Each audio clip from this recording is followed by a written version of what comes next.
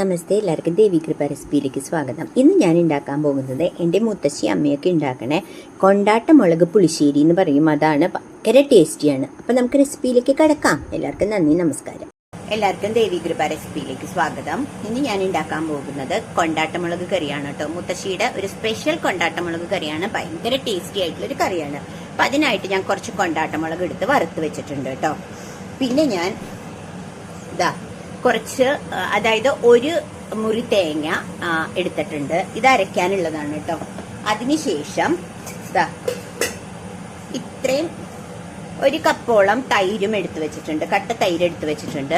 അപ്പൊ ഞാൻ ഇനി ചെയ്യുന്നത്, ഈ കൊണ്ടാട്ട മുളകിന്ന് നമ്മൾ പച്ചമുളകിന്റെ കണക്കുണ്ടാവില്ലേ, നമ്മളെങ്ങനെയാ പച്ചമുളക് മോര് കൂട്ടാൻ ഉണ്ടാക്കാന്ന്, അതേപോലെ തന്നെ ഒരു 6-7 കൊണ്ടാട്ട മുളക് ഞാൻ ഈ തേങ്ങയിലേക്ക് ഇടുക കേട്ടോ. എന്നിട്ട് ഞാൻ കാണിച്ചു തരാം.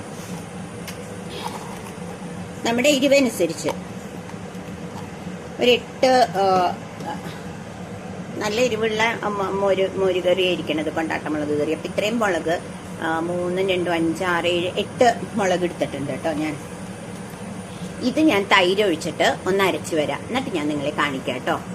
അതായത് ഞാൻ ഓൾറെഡി അരച്ചത് ഇതിലേക്ക് ഇട്ടു കേട്ടോ. അപ്പൊ ഞാനിത് ഒരു 2 കൊണ്ടാട്ടമുളകും കൂടി കൂടുതൽ ഇട്ടിട്ടുണ്ട്. എന്നിട്ട് ഇതൊന്ന് പതയണം. അപ്പോ ഉപ്പിന്റെ ആവശ്യം ഉണ്ടാവില്ല, കാരണം ഓൾറെഡി നമ്മൾ കൊണ്ടാട്ടമുളകിൽ ഉപ്പുള്ളതുകൊണ്ട് നമ്മൾ പിന്നെ ഉപ്പിടേണ്ട ആവശ്യമില്ല. കണ്ടില്ലേ, ഇത് ഈ ഒരു കൺസിസ്റ്റൻസിയിലാണ്. ഞാൻ അത്രയും തൈര് ഒഴിച്ച് കട്ടയ്ക്കാണ് അരച്ചേക്കണത്. നിങ്ങൾക്ക് വേണമെങ്കിൽ കുറച്ചും കൂടി തൈര് ഒഴിച്ചാൽ കുറച്ചും കൂടി ലൂസാവും. അപ്പോ ഇതൊന്ന് പതഞ്ഞു തുടങ്ങിട്ടോ. കണ്ടില്ലേ, ഒന്ന് പതഞ്ഞു തുടങ്ങിയപ്പോ ഞാൻ ഗ്യാസ് ഒന്ന് ഓഫ് ചെയ്യാണ്. ഒന്നും കൂടി ഒന്ന് പതയട്ടെ.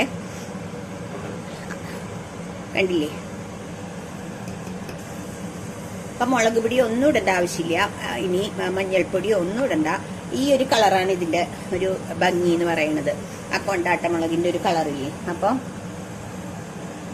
പതഞ്ഞു. അപ്പൊ ഞാൻ ഗ്യാസ് ഓഫ് ചെയ്യാണ്. അതിനുശേഷം ഞാൻ ചെയ്യുന്നത്, അപ്പൊ പിന്നെ ഞാൻ ചെയ്യണത്, ഇതില് കത്രിക എടുത്ത് 2-3 കൊണ്ടാട്ടമുളക് ഇതിന്റെ മുകളിലേക്ക് കട്ട് ചെയ്തിടുന്നുണ്ട് കേട്ടോ.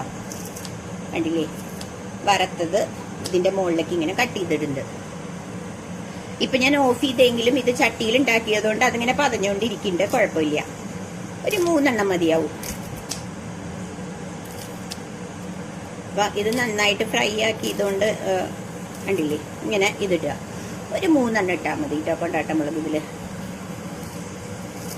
കണ്ടില്ലേ, അടിപൊളിയായിട്ടുള്ള കൊണ്ടാട്ടമുളക് നമ്മൾ കറി ഉണ്ടാക്കി. ഇനി ഞാൻ ചെയ്തത്, ഒരു ചെറിയ കടായില് ഉലുവ, കടുക്, കരിവേപ്പില ഇതെല്ലാം കൂടി വറുത്തതിലേക്ക് ഇടുക കേട്ടോ. അതോടെ ഇതിന്റെ കുക്കിങ് തീർന്നു. അപ്പൊ അത്രയും ടേസ്റ്റി ആയിട്ടാ. അപ്പൊ ഉപ്പ് നിങ്ങൾ നോക്കിയിട്ട് ഇട്ടാൽ മതി. മിക്കവാറും ഉപ്പിടേണ്ടി വരില്ല, കാരണം ഇത് കൊണ്ടാട്ടമുളകിന്റെ ഉപ്പുള്ളതുകൊണ്ട് കറിക്ക് നല്ല ഉപ്പുണ്ടാവും കേട്ടോ. ഇവിടെ ഇനി എൻ്റെ ഇത്രയും കൂടി ഉണ്ട്. വേണമെങ്കിൽ ഇതും കൂടി നമുക്ക് മുറിച്ചിടാം, കുഴപ്പമില്ല. ഒരെണ്ണം കൂടി ഞാൻ മുറിച്ചിടാം, ഒരു 3-4 മുറിച്ചിടാം കേട്ടോ.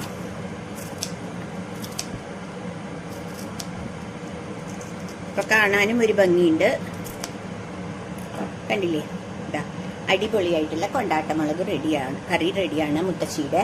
അപ്പൊ എല്ലാരും ഇതൊന്ന് ട്രൈ ചെയ്യുക. എന്നിട്ട് നിങ്ങൾക്ക് ഇഷ്ടപ്പെട്ടെങ്കിൽ ഇത് നിങ്ങളൊന്ന് ഷെയർ ചെയ്ത്, സബ്സ്ക്രൈബ് ചെയ്ത്, ലൈക്ക് ചെയ്യണേ. അപ്പൊ അടുത്തൊരു റെസിപ്പിയായി വരുന്നവരെ എല്ലാവർക്കും ബൈ ബൈ.